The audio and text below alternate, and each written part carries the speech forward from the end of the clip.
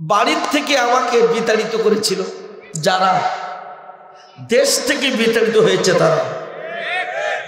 কথা বুঝেননি? আমাকে বিতাড়িত করেছিল 13 সালের 12ই ডিসেম্বর শহীদ কাদের মোল্লা ভাইয়ের শাহাদাত বরণ করার কারণে। ওই দিন জানাজা পড়েছিলাম পুলিশের সাথে টক্কর দিয়ে, প্রায় লক্ষাধিক মানুষ নিয়ে রাজপথে ছিলাম 67 দিনে একটানা।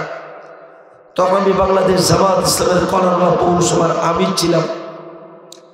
আমাকে গুলির অর্ডার করেছিল 13 ডিসেম্বর। 3 জায়গায় 3 গুলি করতে পারলে 9 লক্ষ টাকা পুরস্কার ঘোষণা করেছিল। ওই ঘোষণা শুনে আমার জেলা সাহেব বললেন, আপাতত তুমি একটু সাতক্ষীরার বাইরে উত্তরবঙ্গে দিয়ে থাকো।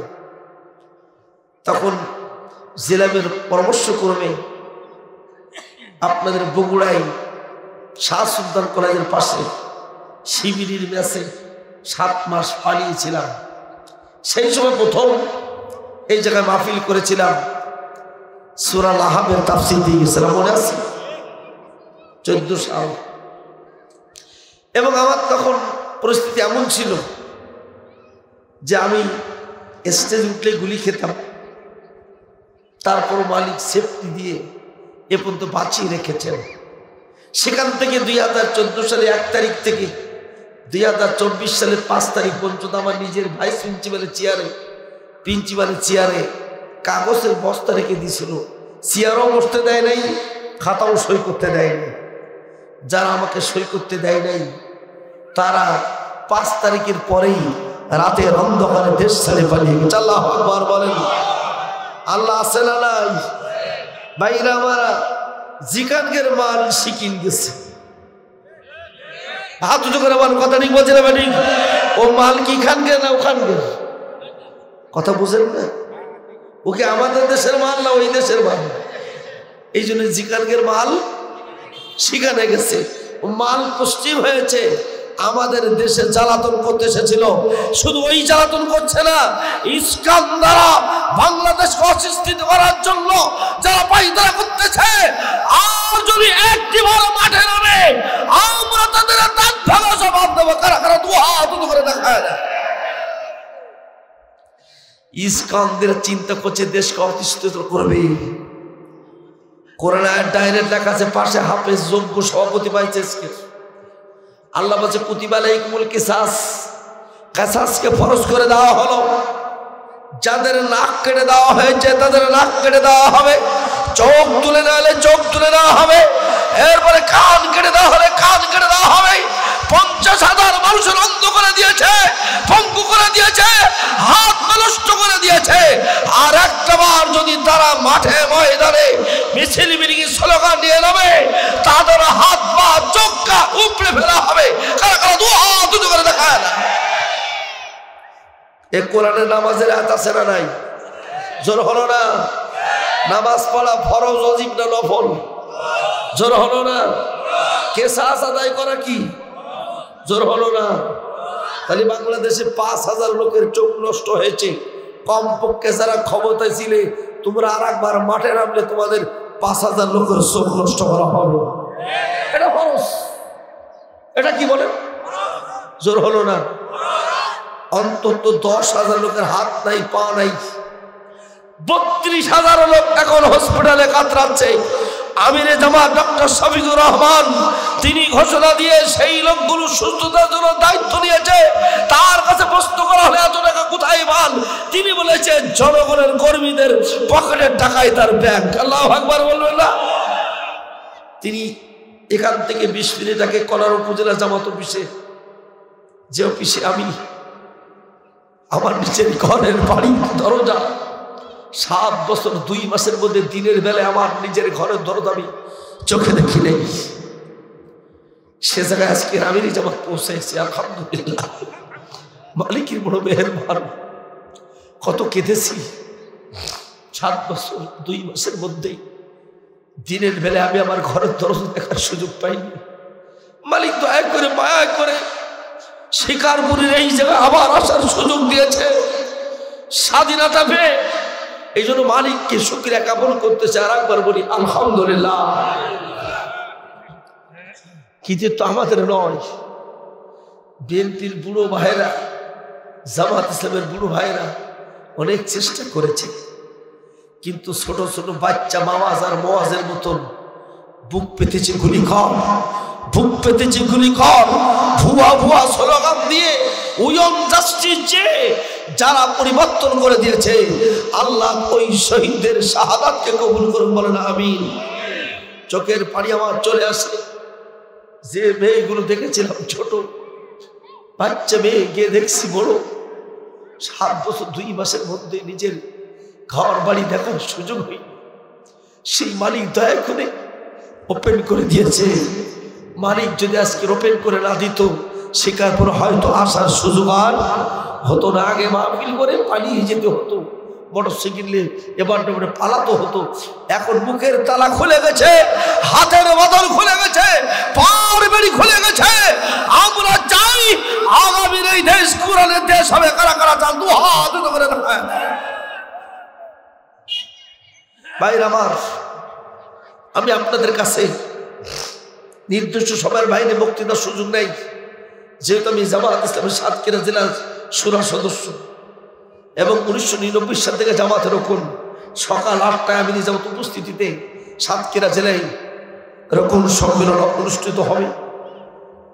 এই জন্য আমি আপনাদের কাছে মেসেজ দেব। কয়েকটা মেসেজের ভিতরে একটি বড় মেসেজ হলো, যেই মঞ্চে মাহফিল করতেছেন গোটা দেশ যদি কোরআনের দেশ হয়, এতে খুশি নেবে যান।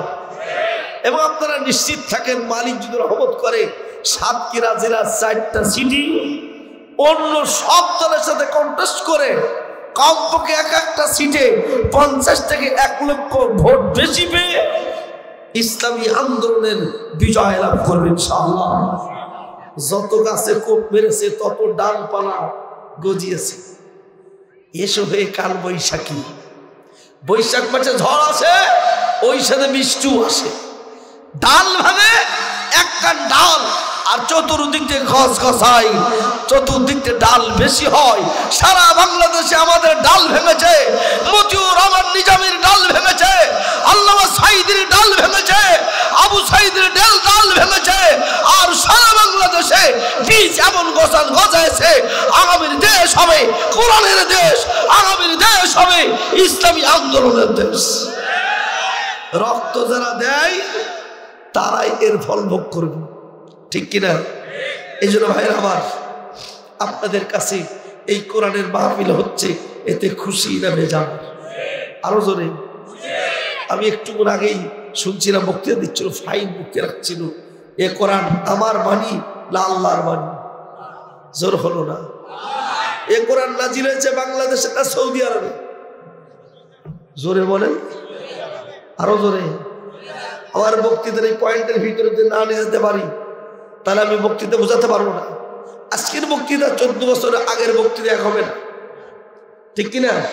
সেদিনই বক্তৃতা এখন বক্তৃতা এক হয়, তাহলে তো মিলবে না। এই জন্য আপনাদের কাছে বক্তৃতার ভিতরে মেসেজ দেব, এই কোরআন এখন আমলের কোরআন না 1400 বছর আগের কোরআন? জোরে বলতেই হবে। তা আগের এই কোরআনের সাথে এই কোরআনে কিছু উলটপালট আছে না? এক নম্বর একরকমই আছে। আচ্ছা, আগের আমলের নামাজ ছিল 5 ওয়াক্ত ফরজ, এখন বেড়ি 6 ওয়াক্ত হয়েছে, 4 ওয়াক্ত অয়ক্ত আছে। তাহলে আগের আমলের নামাজ এই আমলের নামাজ এক না আলাদা? জোর হলো না? আগের আমলে সূর্য, এই আমলে সূর্য এক না আলাদা?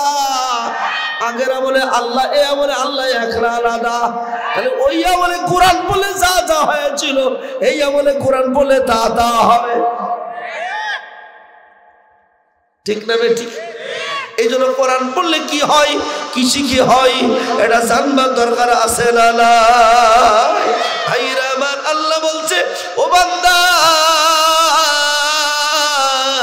তোমাদের আমি মুখ দিলাম, আমার ওই দেওয়া মুখ দ্বারা কোরআন বলবে রহমান আল্লামাল কুরআন।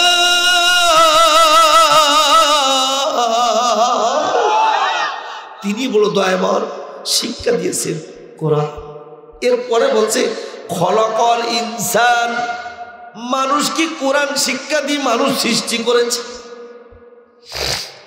আগে কোরআন পরে মানুষ। আগে কি জোর হলো না?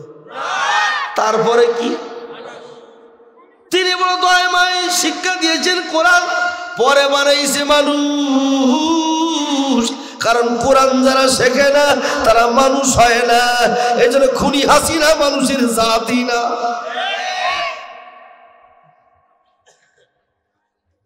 অর্থাৎ কোরআন যারা জানে না, কোরআনের বিরুদ্ধে করে, তারা হয় অমানুষ। আর যারা কোরআন শেখে তারা হয় মানুষের মতো মানুষ।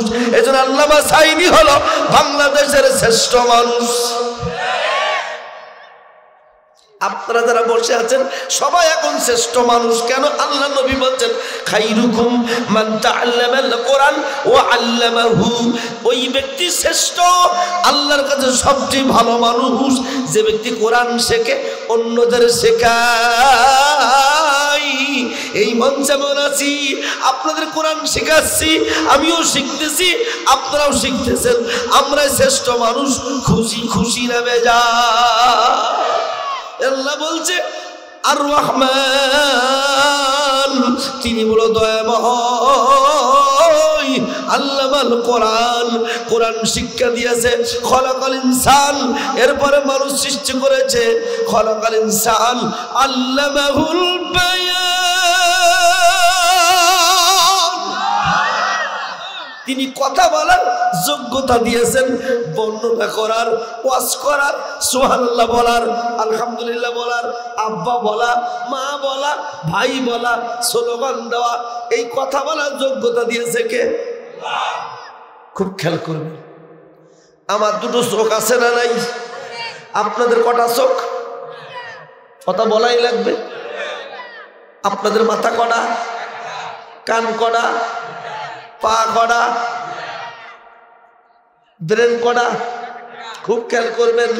আপনার যা আছে আমারও তা আছে, আলাদা নয়। যে ব্যক্তি কোরআন জানে না, আপনারা খেয়াল করুন, আমাদের জন্য লেখাপড়া আছে না নাই? স্কুল কলেজ মাদ্রাসা আছে না নাই? গরুর কয়টা চোখ? বলেন বলেন। গরুর কান কটা?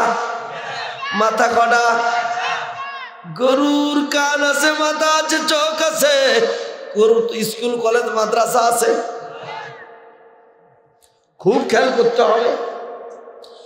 গরুর যা আছে, গরুর জীবন আছে, আমারও জীবন আছে, কিন্তু গরুর যা আছে আমারও তা আছে। এখন বলেন, গরুর তো নামাজ আছে,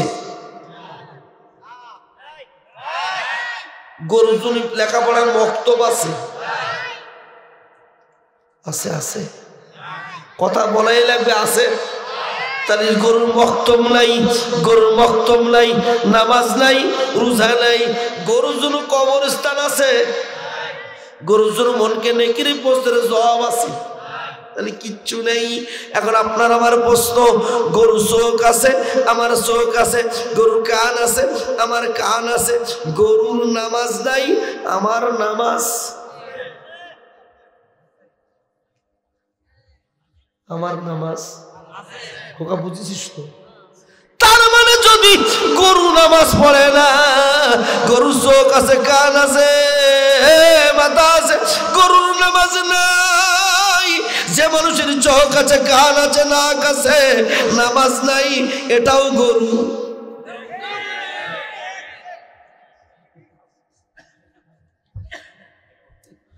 চলবে না, বন্ধ হবে। ও বড় বন্ধুরা, মানুষের কবরস্থান আছে না নাই? তাহলে গরুর বলো কবরস্থান নাই, এজন্য ওর নামাজ নাই, গরুর কোরআন তেলাওয়াত নাই, কারণ ওর হিসাব নাই, মনকে লেখির প্রশ্নের জবাব নাই। কিন্তু তোমার আমার কবরস্থান আছে না নাই? তাহলে তোমার আমার কবরস্থান আছে, তোমার নাক আছে, কান আছে, নামাজ আছে, হিসাব আছে, মনকে লেখির প্রশ্নের জবাব আছে না নাই? এই জন্য যেই মানুষ কোরআন পড়ে না, কোরআন মানে না, সে মানুষ হয় অমানুষ। আর যে মানুষ কোরআন পড়ে সে হয় মহামানুষ। এজন্য বাংলাদেশের কোরআনের পাখি আল্লামা সাঈদী হলো পৃথিবীর শ্রেষ্ঠ মানব। এই সব মানুষের একজন মহামানব মুহাম্মাদুর জোর হলো না? কিসের কারণে মহামানব হয়েছে? দুইটা জিনিস, কোরআন আর চরিত্র। কি কি কি কি? ওয়া ইন্নাকা লাআলা খুলুকিন আযীম। হে রাসূল, তোমাকে আমি মহামানব করেছি চরিত্র দ্বারা, নবীর চরিত্র দ্বারা। নিজে একাধারে 17 বছর থেকে 23 বছর 40 বছর নিজের চরিত্র দ্বারা, নিজের কথা দ্বারা, নিজের আমল দ্বারা মানুষকে বলেছে সমাজের শান্তি দেব। 23 বছরের মধ্যে নবীর চরিত্র দ্বারা, আমল দ্বারা, কথা দ্বারা, কাজ দ্বারা, নিজের সয় সম্পদ দ্বারা সমাজের শান্তি দিতে চেয়েছিল, কিন্তু সমাজের শান্তি আসে নাই। তখন তিনি চিন্তায় পড়ে গেলেন যে সমাজে আমার চরিত্র দ্বারা, কথা দ্বারা শান্তি দিতে পারলাম না, এই সমাজে শান্তি দিতে হয় আল্লাহ তাহলে কি দ্বারা দিতে হবে? আল্লাহ তখন বললেন, মুহাম্মদ তোমার উত্তম চরিত্র দিয়া শুধু কাজা হবে না, ওই চরিত্রের সাথে সাথে কোরআন দ্বারা সমাজে শান্তি দিতে হবে। তাহলে কয়টা জিনিস লাগবে? আঙুল উঁচু করেন, হাত উঁচু করেন। কয়টা জিনিস লাগবে? একটা হলো চরিত্র, আর একটা হলো কোরআন। 1 নম্বরে কোরআন, 2 নম্বরে চরিত্র। এজন্য বাংলাদেশের মানুষ সব বলে শান্তি দেব, শান্তি দেব, ওদের চরিত্র নাই, গম জোর আটা জোর। ওরা কি শান্তি দিতে পারে? জীবনও পারে না। এজন্য শান্তি দেওয়ার জন্য চরিত্র আগে দরকার, তারপরে কোরআন দরকার। আর কোরআন দ্বারাই মানুষের চরিত্র গঠন হয়। যার কোরআন নাই তার কাছে চরিত্র না। কিয়ামতের ময়দানে একদল মানুষের মুখে মোহর মেরে দেওয়া হবে। কি করে দেওয়া হবে? আলাম নাখতিম আলা আফওয়াহিহিম, কেমন দিয়া হক কথা বলবে না, কোরআনের কথা বলবে না, কোরআনের বিরোধিতা করবে, কোরআনের বিপক্ষে যাবে, কোরআনে ওয়াজ করলে ওর বিপক্ষে চলে যাবে। যেই জবান দিয়া হক কথা বলবে না, কোরআনের বিপক্ষে চলে যাবে, এই জবান কিয়ামতের ময়দানে বন্ধ করে দেওয়া হবে। আলাউমা নাখতিমু আলা আফওয়াহিহিম। আল্লাহু আকবার। যারা 17 বছর হক কথা বলতে পারে নাই, ওদের দলে মিশেছিল, মুখ বোবা হয়েছিল, তাদের জবান বন্ধ হবেই।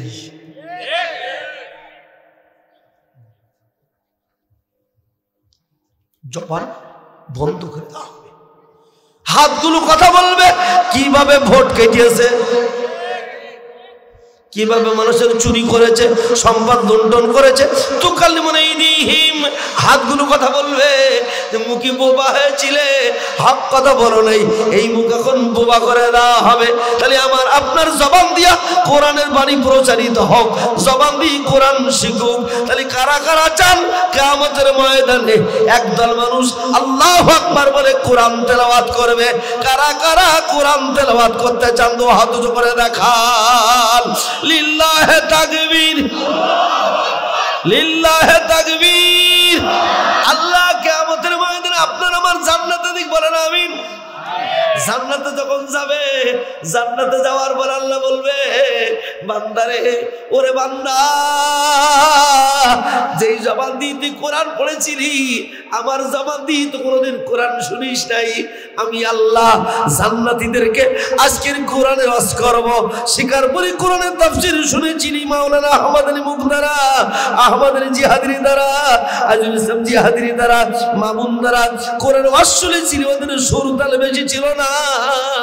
আমার বাণী তোরা শুনেছিলি, সাইদির মুখ দ্বারা শুনেছিলি, পাগল ছিলি। আমার সেই বাণী আমি আজকে নিজেই আল্লাহ জান্নাতের মধ্যে ওয়াজ করব। কারা কারা জান্নাতের মধ্যে কোরআন ওয়াজ শুনতে চান? দুই হাত উঁচু করে দেখান। লিল্লাহে তাকবীর। কোরআন আছে যেখানে, সত্যি সত্যি কোরআন ওয়াজ শুনতে চান? ইনশাআল্লাহ বলেন। বলেন হে আল্লাহ, হাত তুলে হে আল্লাহ, আঙুলকে আঙুল লেখা দিয়ে হে আল্লাহ, তোমার জবান দিয়ে জান্নাতের মধ্যে কোরআনের ওয়াজ শুনতে চাও। বলেন আমিন। তাহলে এই ওয়াজের কবুলাই সব প্রত্যেকে 2 মিনিটের জন্য, আমি কিন্তু তার চেয়ে শুরু করিনি, 2 মিনিটের জন্য কোরআনের ওয়াজ শুনবো জান্নাতের মধ্যে। তাই মক্তবের জন্য, মানব সেবার জন্য 2 মিনিট ভিতরে 2000, 5000, 100, 200, 500 আপনি নিয়ত করবেন যে আল্লাহ তোর ওয়াজ শুনবো জান্নাতের মধ্যে। বলেন হে আল্লাহ, তোমারই ওয়াজ শুনবো জান্নাতের মধ্যে কোরআন দ্বারা। সুবহানাল্লাহ বলবেন না? সবাই পকেটে হাত দেবেন, কেউ যেন বাদ যাবেন না, সবাই পকেটে হাত ঢোকাবেন। একবার 2 মিনিটের ভিতরে 2 মিনিট কালে চলাবে, যার যার পকেটে যা আছে 2 মিনিট ভিতরে দেবেন। বাকি সবাই ওয়াজ হবে 2 মিনিটের মধ্যে। ওই দেখেন মাইকালা যুবকও বের করে দিয়েছে, আল্লাহু আকবার বলেন। প্রত্যেকের পকেটে হাত দেবেন, 1000, 2000, 5000, 10000 যার যাচ্ছে মক্তবের জন্য দিবেন।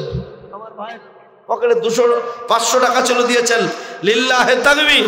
আমার ভাইজান আল্লাহ পকেটে টাকা ছিল 100 টাকা দিয়েছেন, আল্লাহ ধনী গনি বানিয়ে দাও, হারামান করো, আল্লাহ হাজুর হারামান বানিয়ে দাও, কোরআনের জন্য কবুল করে নাও, আল্লাহ দ্বীনের জন্য কবুল করো, আল্লাহ জান্নাতের মধ্যে কোরআন শোনার তৌফিক দান করে দাও। বলেন আমিন।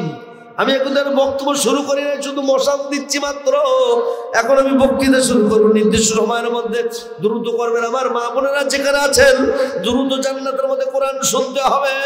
এই নিয়ত করে আজকের জান্নাতি পরিবেশে বক্তব্যের জন্য, মাহফিলের জন্য আমরা শরীক হব। লিল্লাহি তাকবীর, লিল্লাহি তাকবীর, আল্লাহু আকবার বলরে মুমিন, তারি জমিন আর তারি। আল্লাহু আকবার বলরে মুমিন, আল্লাহু আকবার বলরে মুমিন, তারি জমিন আর তারি আসমান আর তারি জমিন। আল্লাহু আকবার বলরে মুমিন, আল্লাহু আকবার। বিশ্বাস করেন জান্নাতের মধ্যে কোরআন তেলাওয়াত শোনা যাবে ইনশাআল্লাহ। এই মাহফিল হচ্ছে যারা আজকে বসে শুনতেছেন, এটা জান্নাতের বাগিচা। সুবহানাল্লাহ বলবেন না? প্রত্যেকেই কেউ যেন বাদ যাবেন না। কই সবাই দিয়েছেন?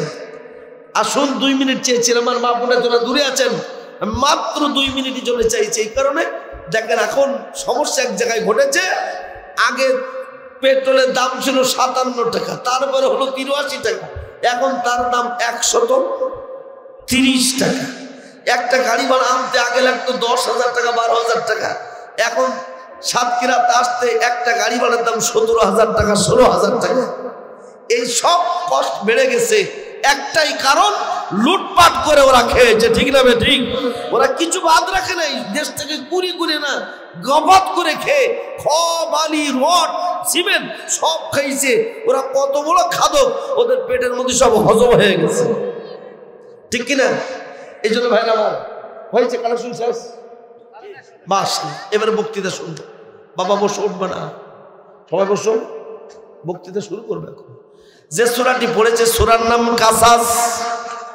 সূরার নাম কি? জোর হলো না? জোর হবে। কাসাস মানে কাহিনী। কাসাস মানে কি? জোর হলো না? যেমন মুসা ফেরাউনের কাহিনী, নমরুদ ইব্রাহিমের কাহিনী, আবু জেহেল রসুলের কাহিনী, বাংলাদেশে যে পালাই গেছে 17 বছরের কাহিনী।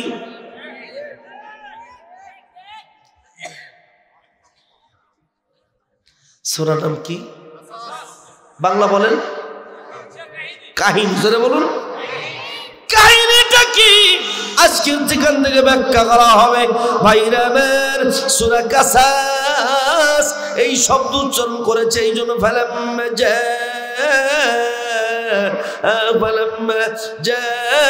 যখন সে ছিল ও কসারিহিল কাসাস, যখন তার কাছে কাহিনী বলল, তখন সে বলল না যাউতা মিনাল কাউমিজ জালিমিন।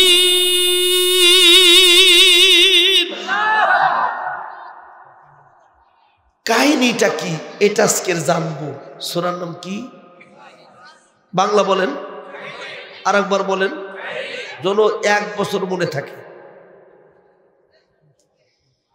কাহিনীটা কি? এবার আসুন সূরাটি কেন নাজিল হলো জানবার দরকার আছে না নাই? নাজিল কেন হলো এর অর্থ কি? শানে নজুল। আপনারা মসজিদ বানান কেন বলেন? বলতে হবে। স্কুল কলেজ মাদ্রাসা বানান কেন? রাস্তা বানান কেন? কোন কারণে সূরা কাসাসটা বানালো এটা জানবার দরকার আছে না নাই? এই মাহফিল হচ্ছে বগুড়ায় না নওগাঁয়? জোর হলো না? শিবগঞ্জে না শহরে সদরে? তাহলে প্রত্যেকটা জায়গা কিন্তু আলাদা। এই সূরাটি নাজিল হয়েছে মক্কা নগরী দূরে 27 কিলোমিটার দূরে। জায়গার নাম জুহুফা। জায়গার নাম কি? জোর হলো না? তাফসীর করতে গেলে 4টা জিনিস লাগবে: নামকরণ, শানে নজুল, ব্যাখ্যা, শিক্ষা। এই 4টা জিনিস না করলে তাফসীর বলা যাবে না। তাফসীর আর তাকরীর মানে পার্থক্য হলো তাফসীরে 4টা জিনিস থাকা লাগবে। আজকে সে সূরার নাম বললাম নামকরণ, সূরার নাম কাসাস। সূরাটি কেন নাজিল হয়েছে জুহুফা নামক প্রান্তরে এটা আপনাদেরকে জানার দরকার আছে না নাই? বিশ্বনবীর মক্কায় বাড়ি ছিল না মদিনায়? বলেন বলেন।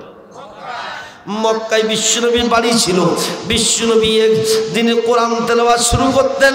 কোরআন শুনে আবু জাহেলরা তার ঘরের পাশে যে পাগল হয়ে সুন্দর রাতের অন্ধকারে চুরি চারে করে করে নবীর কোরআন তেলাওয়াত শুনে ওরা পাগল হয়ে যেত। ঠিক বাংলাদেশে আল্লামা সাঈদীর ওয়াজ চুরি করে শুনে এদেশের বহু কাফেররা পাগল হয়ে যেত। ওই আমলের কোরআন, এই আমলের কোরআন, ওই আমলের সুর শোনা, এই আমলের সুর শোনা একই জিনিস না, আলাদা। এটা যদি না বোঝাতে পারি কোরআন বোঝাতে পারবো না। বিশ্বনবীর বিরুদ্ধে অ্যাকশনে চলে গেল আবু জেহেল। মুহাম্মদকে মক্কার চত্বরে কোরআন তেলাওয়াত করতে দেওয়া হবে না, কারণ লোক সংখ্যা ওর দলে বেড়ে যাবে। মুহাম্মদ যদি কোরআনের তাফসীর করে ওদের দলে লোক বেড়ে যাবে। মুহাম্মদের কোরআন তেলাওয়াত করা বন্ধ। ক্বালাল্লাযীনা কাফারু লা তাসমাউ লিহাযাল কুরআন।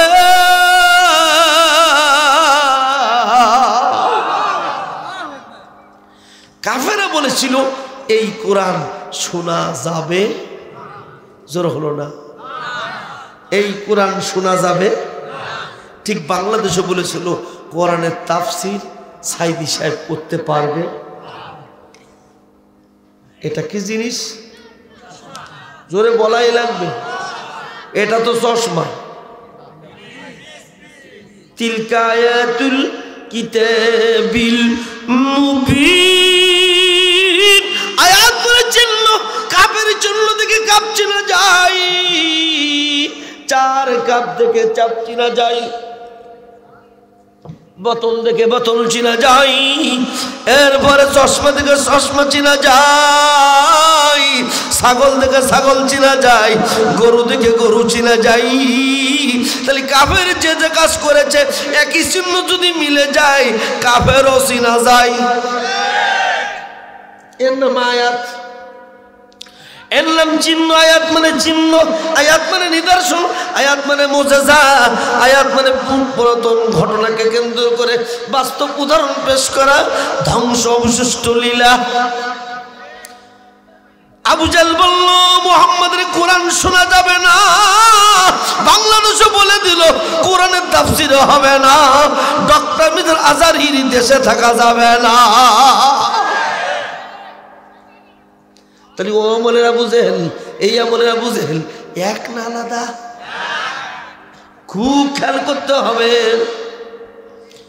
আল্লাহ নবী চিন্তা করলো কোরআন তো তেলাওয়াত করতে দেবে না, অন্তত নামাজ পড়তে যাই কাবার চত্বরে ইমামরা ভালো করে শুনবেন, ও আলেমরা ভালো করে শুনবেন। আমি আলেমদের মাধ্যমে বেঁচে থাকতে চাই, এলেমের মাধ্যমে বেঁচে থাকতে চাই। সম্পদ বেশি দরকার নাই, এলেম থাকলে যথেষ্ট। আপনজনেরা বিশ্বনবীর কাবার চত্বরে ইমামতি করেছেন 13 বছরের মধ্যে একদিন। কয়দিন? সব ইমামরা মুখস্থ করেন 13 বছরের মধ্যে কয়দিন? জোরে বলেন। অর্থাৎ নবুয়ত পেয়েছে 40 বছর বয়সে, 53 বছর বয়সে আল্লাহ নবী মক্কা ছেড়ে মদিনায় হিজরত করেছেন। এই 13 বছরের মধ্যে আল্লাহ নবী মাত্র 1 ওয়াক্ত নামাজের ইমামতি করেছেন। কয় ওয়াক্ত? সবাই জোরে বলেন। 1 ওয়াক্ত নামাজের ইমামতি করেছেন। সূরা লাক আরাইতাল্লাযী ইয়ানহা আবদান ইযা সাল্লা, আয়াতের তাফসীর বাড়ি দিয়ে পড়বেন। বিশ্বনবী সূরা লাকের আয়াতের তাফসীরে বিশ্বনবী নামাজ পড়ছিলেন। ওরা নামাজে যে ইবাদত দিল, আন্নাহু লাম্মা কামা আব্দুল্লাহ ইয়াদুহু কাদু ইয়াকুনুনা আলাইহি লিবাদা।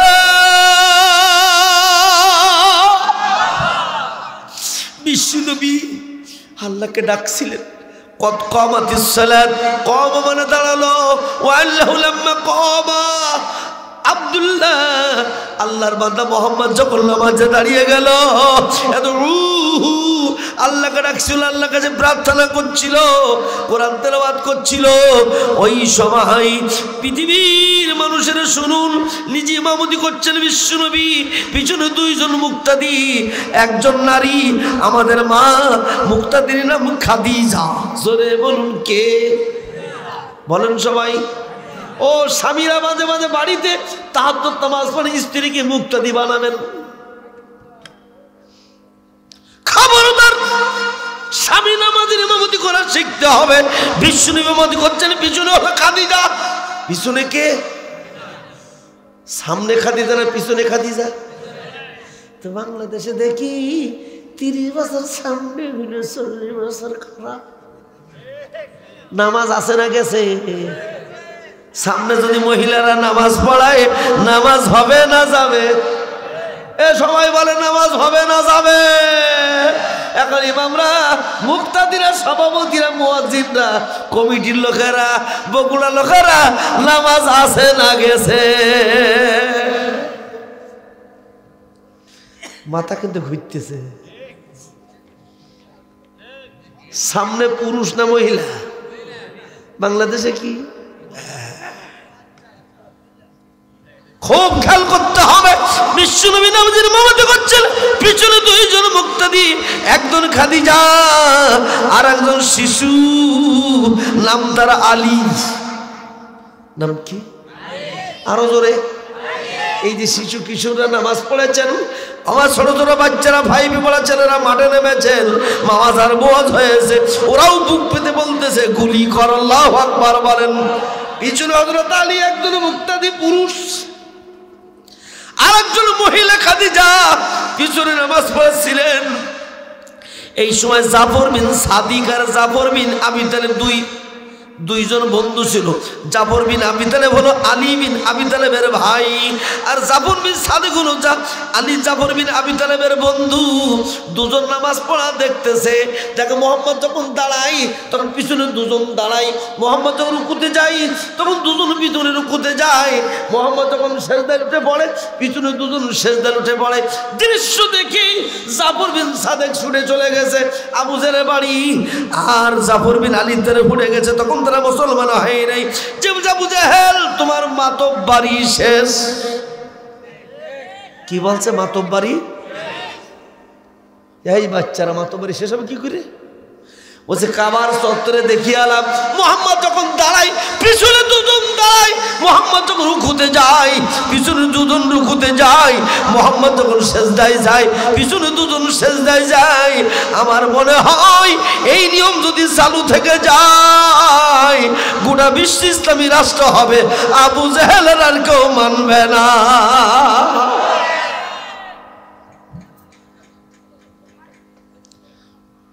আই রিপিট, পা দুকুন ধরে বলছি, পায়ে কদম বুঝি করে বলছি, ইমাম যখন রুকুতে যায় তখন কি আপনারা দাঁড়িয়ে থাকেন না রুকুতে যান? জোর হলো না? ইমাম যখন সেজদায় দেয় তখন কি রুকুতে যান না সেজদায় যান? তাহলে ইমাম সাহেব যা করে আপনারাও। তাহলে সাইদ হিসেবের ভক্ত কারা কারা হাত উঁচু করে দেখান তো দেখি। লিল্লাহে তাকবীর। এখন সাইদি সাহেবকে কোরআনের দলে ভোট দেয়, অন্য দলে ভোট দেয়। ভোটের সময় যদি অন্য দলে ভোট দাও, নামাজ আছে না গেছে। কারণ ইমাম সাহেব যদি রুকুতে যায়, তুমি দাঁড়ালে তোমার নামাজ শেষ। ইমাম যখন সেজদা যায়, তখন তুমি যদি রুকুতে যাও, নামাজ শেষ। ইমাম যদি রুকুতে যায়, তুমি রুকুতে যাবে। ইমাম যদি সেজদায় যায়, তুমি সেজদায় যাবে। এখন আল্লামা সাইদিরে যারা ভালোবাসো, প্রত্যেক মসজিদের ইমামের যারা ভালোবাসো, ইমাম যেখানে যাবে তুমিও সেখানে যাবে। যদি কোরআন অনুপাতে ঠিক থাকে, তাহলে ইমামের সাথে কোরআনের সাথে কারা কারা আছেন তো হাত উঁচু করে দেখান। লিল্লাহে তাকবীর। আমি কিন্তু ব্যাখ্যা করছি ডাইরেক্ট। কোন সূরা? জোর হলো না। শানে নজরুল বলার ক্ষেত্রে একটুকুন ব্যাগে জানা গেলে শানে নজরুল বোঝাতে পারবো না। জাফর বিন সাদেকের কথা শুনে, জাফর বিন আবু তালেবের কথা শুনে আবু জাহল দ্রুত বের হয়ে আসছে। এসে দেখে কাবার দরজার পাশে মুহাম্মদ রুকুতে যায়, পিছনে দুজন রুকুতে যায়। আবু জাহল দেখে বলল, আর চলতে দেওয়া যেতে পারে না। ওয়া আন্নাহু লাম্মা কাম আব্দুল্লাহ, মুহাম্মদ যখন নামাজ পড়াচ্ছিলেন, আল্লাহকে ডাকছিলেন, ওদিক থেকে আবু জেহেল, আবু লাহাব, উতবা, সাইবা বিশ্বনবীকে ঘিরে ফেলে গলার ভিতরে দড়ি দিয়া এমন করে টান দিল, নবীর গলায় ফাঁসি দিয়া বিশ্বনবীর জিভ বের হয়ে গেল, দম করে জমিনের উপরে পড়ে গেল। ওদিকে উতবা, সাইবা দিয়ে উটের নাড়ি ফুড়িয়ে এনে মুহাম্মাদের মাথায় চাপিয়ে দিল। 3 থেকে 3.5 মনোজনের উটের নাড়ি ফুড়ি চাপায় দিল, মুহাম্মাদের গলায় দড়ি দিল। নবীর দম বন্ধ হয়ে গেল, নবী আর বাঁচে না, দম বন্ধ হয়ে গেছে। নবীর গলায় যারা ফাঁসি দেয় তারা কাফের না মুসলমান। নবীর গলায় কি দেছে? কে দেছে? জোর হলো না। বাংলাদেশে নিজামের গলায় কি দেছে? সাইদি সাহেবের গলায়। মাথা কিন্তু বুঝতে হবে, এক একজনে মারা ধরন, উদ্দেশ্য মেরে ফেলা। আল্লামা সাইদিকে ইঞ্জেকশন পুশ করেছে। শুধু এই আমলের ইঞ্জেকশন পুশ করে নয়, বিষ পুশ করে নয়। বিশ্বনবীর নাতি ছেলে নাম ইমাম হাসান। নাতি ছেলের নাম কি? জোরে বলে। 2 জন নাতি ছিল ইমাম হাসান হুসাইনের, ভিতরে বড় ছেলে ছিল, নাতি ছিল হাসান। হাসান যাতে মাতব্বার হতে না পারে, খলিফা হতে না পারে, এজন্য ইয়াজিদ কুচক্কুরি মারওয়ান দ্বারা তার এক বান্ধবীকে হাসানের স্ত্রীর সাথে সম্পর্ক তৈরি করে ডাক্তার দেখার নাম করে ওই ইমাম হাসানের স্ত্রীকে বশ করে বান্ধবী সাজাইয়া গিলাসে দুধ পান করার জন্য ইমাম হাসানের স্ত্রীর কাছে তুলে দিল। বলে সুন্দর দুধ, গরুর দুধ খাও। এই দুধ যখন দিয়েছিল, ওই দুধের ভিতরে বিষ মিশায়া ইমাম হাসানকে হত্যা করেছে। যারা ইমাম হাসানকে বিষ খাওয়াইয়া হত্যা করেছে, বিষ মিশায় হত্যা করেছে, এই আমলে প্রেতাত্মা যারা, ইয়াজিদের প্রেতাত্মা যারা, তারা আল্লামা সাইদিকে ইঞ্জেকশনে বিষ দিয়া হত্যা করেছে।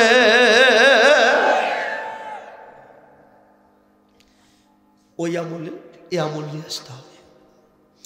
এবার আসুন, পৃথিবীর মধ্যে শ্রেষ্ঠ ইমাম ইমামে আবু হানিফা, ইমাম আজম নোমান বিন সাবিত, উনি বলে দিল কোন মানুষকে সেজদা দেওয়া যাবে না, খলিফাকে সেজদা দেওয়া যাবে না। সেজদার মালিক একমাত্র কে? সেজদা পাওয়ার মালিক কে? তিনি বলে দিল আল্লাহর ছাড়া পৃথিবীর কোন মানুষের সেজদা দেওয়া যাবে না। মনসুর বলে দিল আবু হানিফা আমি হলো রাজা, রাজার সেজদা দিতে আল্লাহ নিজেই বলেছে উসজুদু লি আদম। আদম ছিল খলিফা, খলিফাকে সেজদা দিতে যুক্তি দিল। ফেরেশতারা খলিফাকে সেজদা দিয়েছে, তাহলে খলিফাকে সেজদা দিতে আল্লাহ নিজেই বলেছে। সুতরাং আমি মনসুর বলতেছি ফতোয়া পাল্টাও, আমাকে যেন সেজদা দেয়, তাহলে তুমি বড় অঙ্কের টাকা পাবা। আবু হানিফা বলে দিল, ও মনসুর, মানুষের যদি কেউ সেজদা দিতে বলে, যে বলবে আর যে যাবে, যে দেবে সে কাফের হইয়া যাবে। শানে নজরুলের ভিতরে নিয়ে আসছে।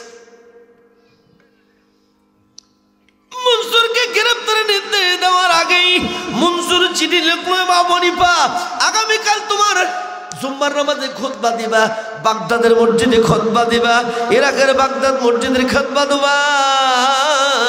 আমি মনসুর তোমার সামনে নামাজ পড়াবো, তুমি একটুকু বলবা রাষ্ট্র সেজদা জায়েজ, এইটা যদি বলো তাহলে তোমার পথ ঠিক থাকবে।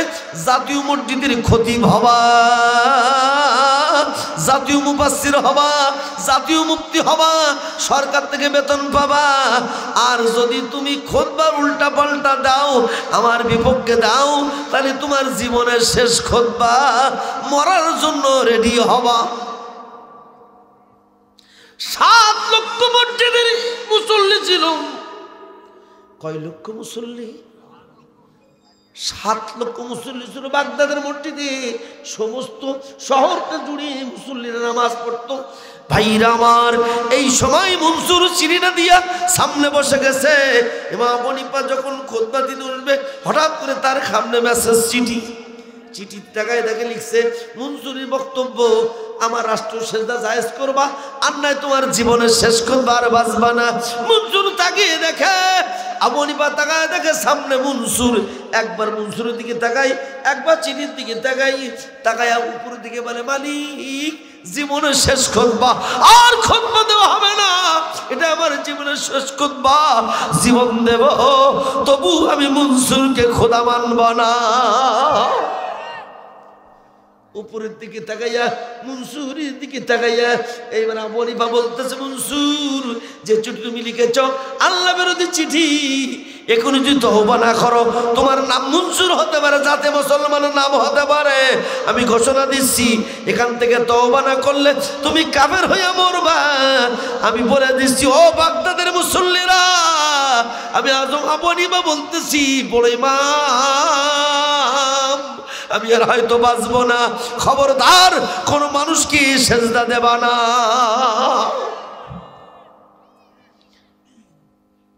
খবর শুরু হয়ে গেল, নামাজ শেষ হয়ে গেল। মনসুরকে গ্রেপ্তার, মনসুর গ্রেপ্তার নির্দেশ দিল, আবু হানিফা গ্রেপ্তার করো। আবু হানিফাকে গ্রেপ্তার করে নিয়ে রিমান্ডে দেওয়া হলো। সকাল 100 বেত, সন্ধ্যা 100 বেত দিয়া 6 মাস একটানে পিটালো। সমস্ত দেহটা রক্তাক্ত হয়ে গেল। আল্লামা সাইদিকে 59 দিন একটানে পিটাইয়া রিমান্ডে লিয়া তাকে কোরআন থেকে বিশুদ্ধ করার চেষ্টা করেছিল। এবং আবু হানিফাকে 3 মাস একাধারে পিটাইছে, পিটায় সমস্ত দেহগুলো রক্তাক্ত করেছে। ওই আমলও জেলখানায় দেয়, এই আমলও জেলখানায় দেয়। আজকে আমরা জেল খেটেছি, মাথা নত করি না।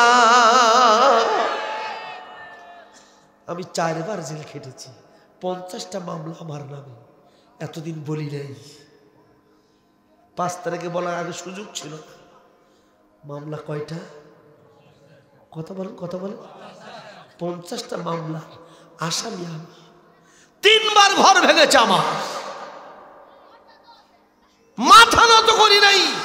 ইমামে আজম আবু হানিফা মাথা নত করে নাই। তাকে ধরে নিয়ে সকাল 100 বেত, সন্ধ্যা 100 বেত দেয়।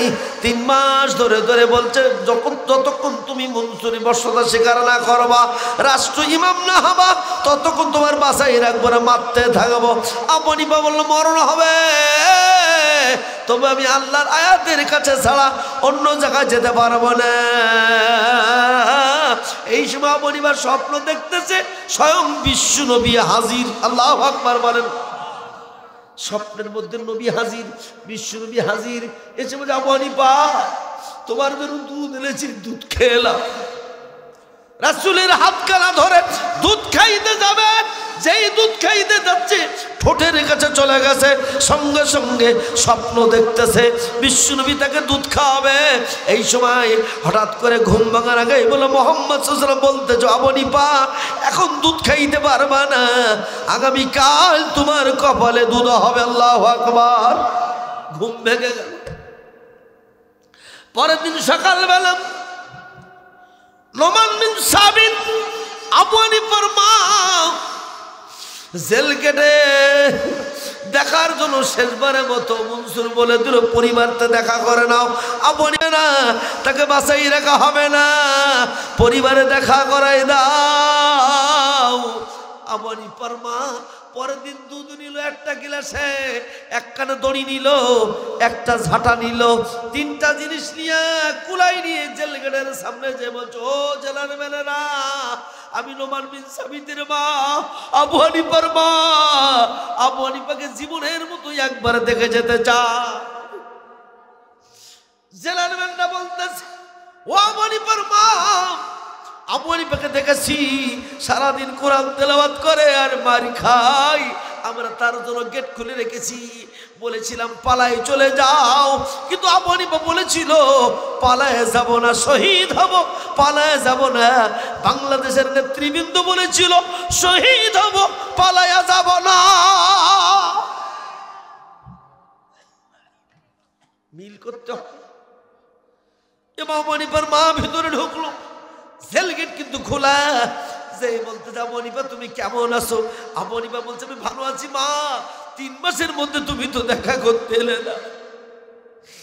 মা বলতেছে ও বাবা, আমি দেখছিলাম তোমার ঈমান কত বড়, আমি টেস্ট করছিলাম তোমার এখানে আনবো কখন, যতক্ষণ অনুমতি পাইলেই ততক্ষণ আসি নাই। আমি রাত্রে স্বপ্ন দেখেছি আমার বিশ্বনবী বলতেছে নোমান বিন সাবিতের মা, আবু হানিফার মা, তোমার আবু হানিফাকে একবারের জন্য দুধ খাওয়াই আল্লাহু আকবার। তাই না শিখে এসেছে আবু হানিফা দুধ খাওয়ার জন্য রেডি হও। আবু হানিফা তাকে দুধ খাবো তো দুধ খাবো, কিন্তু কোলের ভিতরে একটা দড়ি আর একটা লাঠি। আবু হানিফা বলতেছে মা গো মা, দুধ খাবে, 1 গিলাসে দুধ আছে, লাঠি আর দড়ি কেন? বলছে একটা উত্তর দাও। মনসুর তোমাকে যেভাবে মারতেছে, মনসুরির কাছে বর্ষতা স্বীকার করে, নদী স্বীকার করে তুমি কি জীবন বাঁচাবে না কোরআনের কাছে আল্লাহর কাছে মাথা নত করে জীবন দেবে? আবু হানিফা বলতেছে মা গো মা, যদি আমি নদী স্বীকার করতাম জিল খাটতাম না, আমার মরণ হবে, মনসুরির কাছে নদী স্বীকার করব না, নদী স্বীকার করব আমার আল্লাহর কাছে। যেই বলেছে দড়িটা আর কুলাটা ফেলে দিয়েছে, গিলাস খাতে নিয়ে বলছে মা গো মা, এই দড়ি আর ঝাঁটা ফেললে কেন, লাঠি ফেললে কেন? তুমি যদি নদী স্বীকার করতে দড়ি দিয়ে বাঁধতাম, ঝাঁটা দিয়ে পেটাতাম, লাঠি দিয়ে পেটাতাম, বলতাম আবু হানিফার মা নই,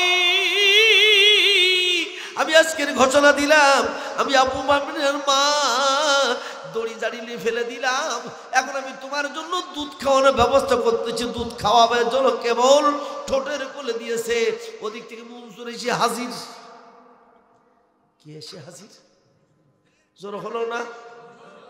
মনসুর এসে বলছো আবু হানিফার মা, তুমি দুধ খাওয়া একা একা তা তো হতে পারে না, আমি 3 মাস ওকে মেরে আমি কষ্ট দিয়েছি, বলো ভুল হয়ে গেছে, আজকেরও চিকিৎসা করাবো, দুধও খাওয়াবো, তওবাও করবো, আমি মনসুর আমার ভুল হয়ে গেছে। আবু হানিফার মা, অর্ধেক দুধ তুমি খাওয়াবা আর অর্ধেক দুধ আমি খাওয়াবো, আমার কাছে দেবা। আবু হানিফার মা আবু হানিফাকে দুধ খাওয়াইছে অর্ধেক, এবার বলছে বাকি অর্ধেক আমি খাওয়াবো। ঠিক হাতের মাঝখানে চিকন বিষ্ণিয়া, ওই কাপা ধরার সময় ওর ভিতরে দুধটা যেই দুধের ভিতরে বিয়ে দিয়েছে মনসুর, বিয়ে দিয়া আবু হানিফাকে যেই খাওয়াই দিয়েছে, আবু হানিফা বলতেছে মা কি খাওয়ালে, মা কি খাওয়ালে? বলে দুধ খাওয়াইছি। বলে আপনি দুধ খাচ্ছিলেন যখন ঠান্ডা পাচ্ছিলাম, একই দুধ যখন মনসুর খাওয়ালো কলিজা চলে যায়, তখন কিট কিট কিট করে হাসতে থাকে। আজকের মা বাবা নিবার মতো আল্লামা সাইদিকে ইঞ্জেকশনের নাম করে বিস্ফোরক করেছে যারা, আল্লাহর দরবারে আসামি হবে তারা। একই সূত্র আলাদা নয়। ওই ইমামরা ভালো করে শুনবেন, বিশ্ব নবীর গলায় যখন ফাঁসি দিয়ে মারা যাচ্ছে, নবী আর বাঁচে না, দম বন্ধ হয়ে গেছে। পিছন দিক থেকে আলী আর খাদিজা নামাজ ছেড়ে দিয়া উটের নাড়ি বুড়ি সরাচ্ছে, পাচ্ছে না, কারণ মহিলা মানুষ আর ছোট বাচ্চাটা পাচ্ছে না। এই সময় ফাতেমা রাদিয়াল্লাহু তাআলা শুনে গেছে, আবু বকরের কাছে যেয়ে বলছে, আবু বকর আমার বাপের সাথী মোহাম্মদের বেঁচে নাই, মোহাম্মদ বলে মারা গেছে, নবীর গলায় ফাঁসি দেওয়া হয়েছে, আর বলে বেঁচে নাই।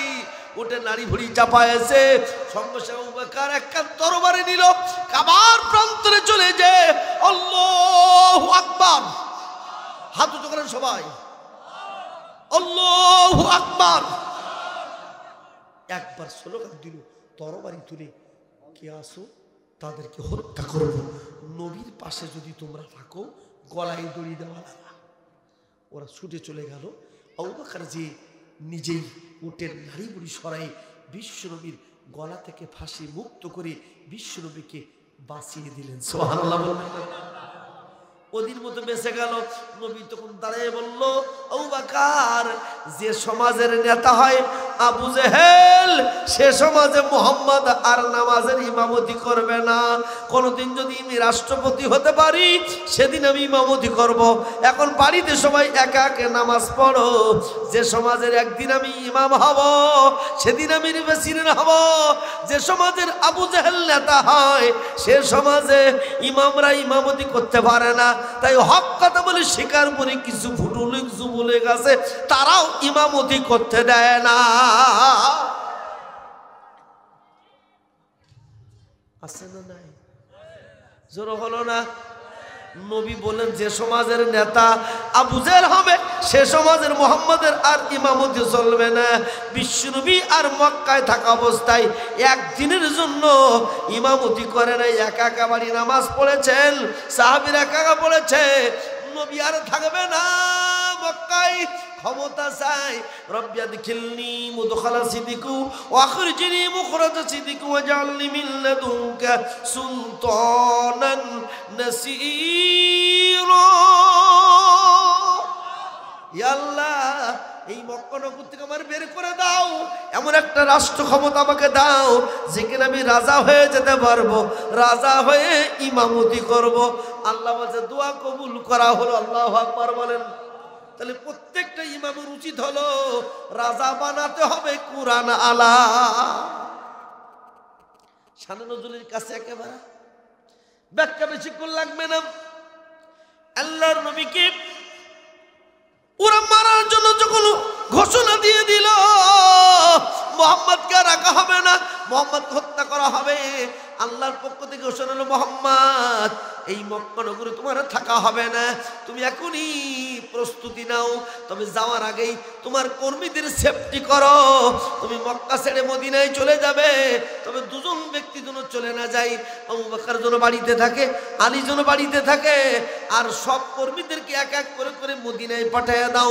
বিশ্বনবী সব সাহাবীদেরকে দারুল কামে ডেকে বলল, আমার সাহাবীরা মক্কা থেকে হিজরত করে চলে যেতে হবে, আর আমার থাকা হবে না, আমি হিজরত করে চলে যাব, তোমরা এক এক করে চলে যাও। বিশ্বনবী কর্মীদের আগে পাঠিয়ে দিলেন। আর আমাদের দেশের যিনি বড় নেতা হতে চায় নিজে পালাইছে, বুনির নিয়া কর্মীদের রেখে পালাইছে। ঠিক কিনা? আরো জোরে বলেন। নিজে পালাই গেছে, কর্মীদের সেজদায় ফেলে দিয়ে গেছে। তা আল্লামা সাঈদী বলেছিল গল্প যে এক বেচারে নামাজ পড়াতে পারে না, কোনো কায়দায় ভাইয়ের জামা সৌদি আরবতে নিয়েছে, বড় জামা গাইতে পাগড়ি করি মসজিদের মধ্যে ঢুকিছে মাগরিবের টাইমে। ওই দিন মসজিদের ইমামও নাই, মুয়াজ্জিনও নাই। ইমাম নাই, মসজিদ নামাজ পড়বে কিনা, পিছনে তাকাই দেখে পাগড়িওয়ালা জুব্বালা হুজুর আছে। বলছে পিছনের হুজুরটা সামনে এসো। বলছে দেখো আমার পাঞ্জাবিগুলো ভাইয়ের পাঞ্জাবি, আমি নামাজ পড়াতে পারি না। বলছি ওসব বুঝি, যারা সাধারণভাবে একটু বড় আলেম হয় নামাজ পড়াতে চায় না, সামনে যাওয়াই লাগবে।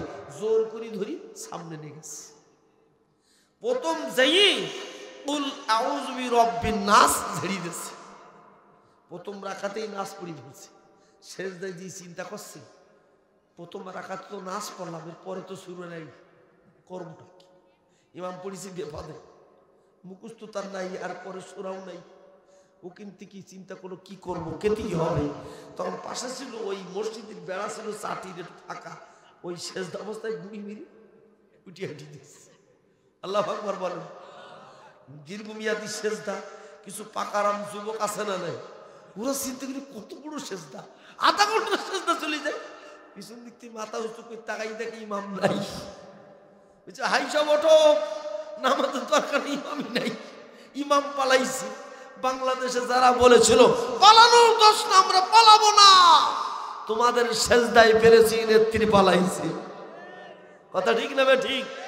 বিশ্বনবী নবিকুল শিরোমণি সবার জন পাঠিয়ে দিল, আল্লাহ নবীকে হত্যা রায় দিল। আজ রাতের মধ্যে মোহাম্মদকে হত্যা করা হবে। বিশ্বনবী হিজরত করে চলে যাচ্ছেন। জুহফা নামক প্রান্তরে যখন গেছে, মক্কার দিকে তাকায়, মক্কার মিনারের দিকে তাকায়, কাবার দিকে তাকায়, বলে ওরে কাবা, 27 কিলোমিটার দূর থেকে কাবার মিনার দেখা যায়। ওরে কাবা, তোর সাথে আমি 53 বছরে থেকেছি, তোর সাথে আমার ভালোবাসা আছে। ওরে কাবা, আমি তোকে ছেড়ে চলে যাচ্ছি, মক্কার কাফের আমাকে থাকতে দিল না। ও কাবা, মক্কা তোর সাথে আর দেখা হবে না। টপ টপ করে কাঁদতেছে, বাড়ি ছাড়া হয়।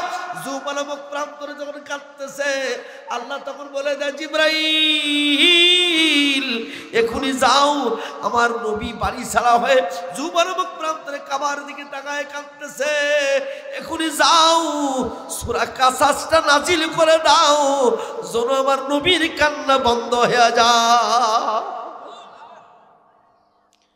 সাতক্ষীরা থেকে যারা পালাইছে, বগুড়া থেকে যারা পালিয়েছে, নীলফামারী থেকে পালিয়েছে যারা, বাড়ি ছাড়া হয়েছে যারা, তারাও তো কেঁদেছে, কবে বাড়ি যাব, যেতে আর পারবো না। আল্লাহ তখন বলে দিন, ইন্নাল্লাযীনা ফারাজা আলাইকাল কুরআন লারাদু ইলাইকা, হে মুহাম্মদ, একদিন এই কোরআন নাজিল করেছি, এই কোরআন ফরজ করেছি, আমি তোমার কাছে এই ভূখণ্ড ফেরত দেব। আল্লাহু আকবার বলেন। অর্থাৎ মক্কা ছেড়ে চলে যাচ্ছ, একদিন মক্কা নগরী তোমারে ফেরত দেব।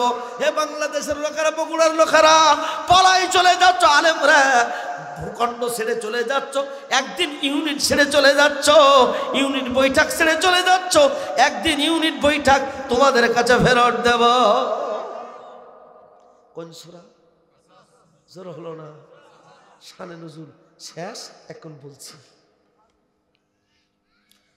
وأوحينا إلى أم موسى أن ارضعيه فإذا خفت عليه فألقيه في اليم ولا تخافي ولا تحزني إنا رادوه إليك وجاعلوه من المرسلين।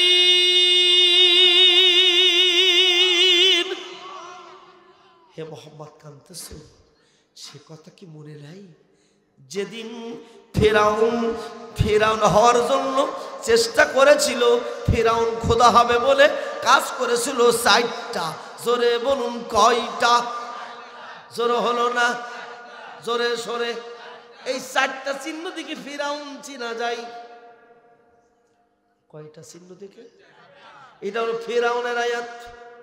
إن فرعون علا في الأرض وجعل علىها شيئا يستضعف طائفة منهم يذبح أبناءهم ويستحيي نساءهم إنه كان من المفسدين। চমৎকার কথা শুনবেন আজকে। শুনতে রাজি আছেন তো? খুব খেয়াল। আমি কিন্তু তাফসীর করছি ডাইরেক্ট, সান্নজুল বলা শেষ, তাফসীরের মধ্যে ঢুকতেছি। এবার ব্যাখ্যা শুরু হচ্ছে। ফেরাউন বলছে, হামান আমি একটু সবচেয়ে বড় হব, ইন্না ফেরাউনা আলা ফিল আরদ, আমি ভূখণ্ডে বিরাট বড় হব, অনেক দিন থাকবো, ক্ষমতা চাই, বিরাট বড় হব। আনা রব্বুকুমুল আলা, আমি একটু বড় খোদা হব। আমার করণীয় তাই বলো। বলছে করণীয় একটাই, বিরোধী দলে দুর্বল করো, বিরোধী দল যদি সবল হয় তাহলে তোমার ক্ষমতায় বেশি দিন থাকা যাবে না। হামান শব্দের অর্থ হলো বুদ্ধিদাতা, তার মানে কাউয়া কাদের। কথা বলেন না তো, একদম ডাইরেক্ট কোরআন শরীফের সাথে নাম করা নিয়ে আসবে। রাগ করছেন নাকি? হামানকে বলতে যে হামান বুদ্ধি দাও, বলতে বুদ্ধি একটাই, বিরোধী দলের দুর্বল করো। দুর্বল করার পদ্ধতি কি? বলে পদ্ধতি হলো এই চারটা। কয়টা? জোর হলো না, আরো জোরে। এই চারটা চিহ্ন যদি মেলে এর নাম ফেরাউন বলে। কথা বলে, কথা বলে। এই চারটা চিহ্ন শুনতে রাজি আছেন কারা কারা? ডান হাত তুলে স্লোগান দিয়ে জানিয়ে দেন। কত হচ্ছে দেখেন, ঠিক নির্দেশ কত? আল্লাহু আকবার বলেন। ভাইরা আমার বলছে এক নম্বর কাজ হলো, তোমার কাজ হলো, প্রথম নম্বর দফা কাজ হলো, তুমি যত লোকের নিয়োগ দেবা সে সব জন পুলিশ বিজিবির ভালোবাসে ভেরিফিকেশন করবা, নিজের দলকে সবাল করবা। আস্তে যাব তাইফাতাম মিনহুম, অন্য দলে দুর্বল করতে গেলে নিজের দলে চাকরি দেবা, অন্য দলে চাকরি হবে না, নিজের দলে চাকরি দেবা। নিজের দল থেকে ফিরাউন চাকরি দিল 20 লাখ। জোরে বলুন কয় লাখ? জোরে হলো না। বনি ইসরাইল থেকে একটাও চাকরি হয় না। বাংলাদেশে 17 বছরের কাহিনী হলো, বিএনপি জামাতের একটাও চাকরি হয় না। কথা বলছেন না? যদি শুনি গোপালগঞ্জি,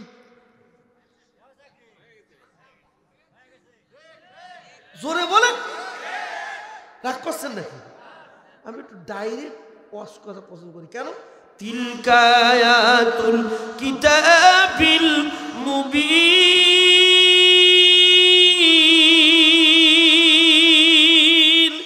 এটা স্পষ্ট কিতাবের আয়াত, স্পষ্ট করে বলো, গোপন করো না। তাহলে গোপন রাখবো না স্পষ্ট বলবো? জোরে বলেন। স্পষ্ট করে বলাই ভালো। বললো নিজের দলের তুমি সবাল করবা, অন্য দলের মোটেও চাকরি দেবা না। এখন নিজ দলতে চাকরি দিল বলে, তা তো তুমি দিলে। এইবার 2 নম্বর দফা, তুমি এখন নিজের সবল। এখন তোমার কাজ হলো যাব্বিহু আবনাআহুম, ডাইরেক্ট কোরআন। 2 নম্বর হইল ওদের যত পুত্র সন্তান হবে, ওদের যত যুবক সন্তান হবে, বৈষম্য বিরোধী ছাত্র হবে, ছাত্র শিবির হবে, যুব দল হবে, ছাত্র দল হবে, বনি ইসরাইলের ভিতরে যারা বিরোধী দল থাকবে এদের ধরে ধরে যুবকদেরকে হত্যা করবা, গুম করবা, আর নাই কিন্তু ক্ষমতায় থাকতে পারবা না। ঠিক কাউয়া কাদের স্বরাষ্ট্রমন্ত্রী কামাল আমাদের যুবকদের ধরে ধরে গুলি করে হত্যা করে। ওই আমলে ফেরাউন, এই আমলের ফেরাউন এক না আলাদা। বহু বিএনপির লোকদেরকে হত্যা করা হয়েছে, ছাত্র শিবিরকে হত্যা করা হয়েছে, যুবদলকে হত্যা করা হয়েছে, ছাত্র দলকে হত্যা করা হয়েছে, ছাত্র শিবিরকে হত্যা করা হয়েছে। তাহলে নব্য ফেরাউন যারা যুবকদের হত্যা করে তারা। আমরা কারা কারা চাই? দুহাত উঁচু করে দেখান। খুনি হাসিনার বিচার চান কারা কারা? দুহাত উঁচু করে দেখান। লিল্লাহি তাকবীর। প্রধানমন্ত্রী আসছে নাকি? উনি আসবে স্টেজে, আপনারা সবাই বসেন, বক্তৃতা আমি দিচ্ছি, আপনাদের লাগবে না, উনি শুধু কি চেয়ারে বসলেই হবে।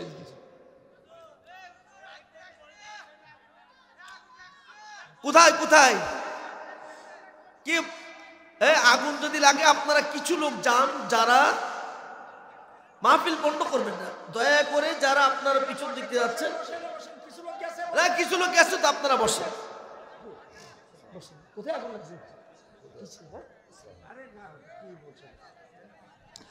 শোনে আপনারা বসেন, কিছু লোক তো গেছে, বসেন। কিছু লোক কাজে গেছে, আপনারা কিছু লোক থাকেন।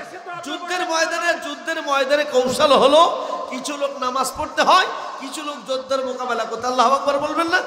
যারা আছেন তারা বসেন, আর যারা গেছে তাদেরকে আমি পজ করবো অল্পক্ষণ, আর 10-15 মিনিট করেই প্রধান অতিথির কাছে তুলে দেবো ইনশাআল্লাহ। খুব খেয়াল করবেন, আমি বক্তৃতার বেশি সময় নিয়ে আপনাদেরকে কাজ করতে ডিস্টার্ব করতে চাই না। আমরা কি সবাই কোরআনের সাথে আসি না নাই? কারা কারা আছেন দু হাত উঁচু করে স্লোগান দেন, লিল্লাহে তাকবীর, কোরআন হাদিস জিখানে। আরো জোরে, কোরআন হাদিস জিখানে।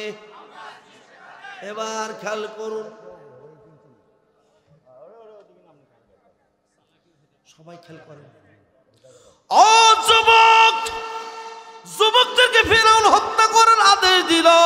এমন কি বলল, বনী ইসরাইলের ভিতর থেকে কোন সন্তান যদি পুত্র হয় ওদেরকে হত্যা করে ফেলো। হে বিশ্বনবী, যারাই মুমিন হয় মদিনায় তাদেরকে, মক্কায় তাদেরকে হত্যা করা হয়।